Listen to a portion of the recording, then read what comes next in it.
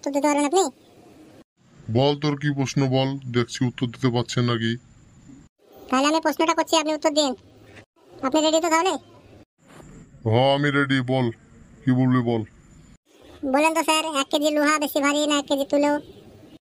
এটা আবার কোনো প্রশ্ন হলো? এটা তো জলের মতো সোজা, আমি এক্ষুনি বলে দেবো এই প্রশ্নের উত্তর। হ্যাঁ বলেন বলেন, দেখছি আপনি কতদূর পাচ্ছেন।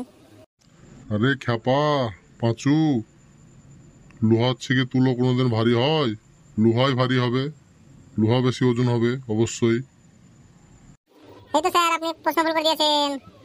আপনার ঘুষ দিয়ে চাকরি পেয়েছেন নাকি? ঘুষ দিন ঘুষ দিন, ঘুষ দিন চাকরি পেয়েছেন বোধহয়। তো সহজ প্রশ্ন পাচ্ছেন না মানে ঘুষ দিয়ে চাকরি পেয়েছেন? কে ঘুষ দিয়েছে আপনাকে? আমি ঘুষ দিন চাকরি পেয়েছি, বেটা কি করে জানলো?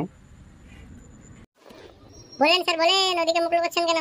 আমার সামনে বলেন, ঘুষ দিয়ে চাকরি পেয়েছেন নাকি আপনি? মানে ঘুষ দিয়ে চাকরি পেয়েছেন, বুঝতে পারছি।